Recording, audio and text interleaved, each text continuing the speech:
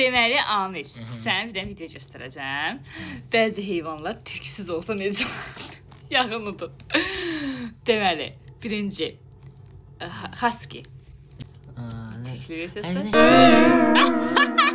Bütün qürurlusun deyə. Bayquş. Bayquş mənə sevdiyimi də bilirsən.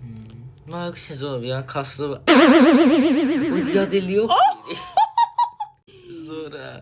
Sonra ayı. O ayını ağlıma gəlməzdi də belə olar. Ağlıma gəlməyəcək. Ay bala, əti də dəri deyil. Məncə eyni şeydir.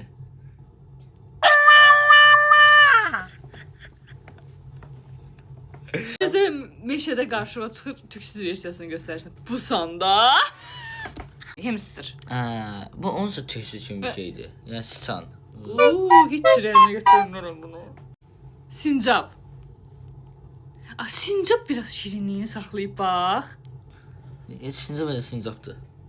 Saxlayıb da şirinliyini, dəyişməyib. Siz ən çox hansından qorxdunuz?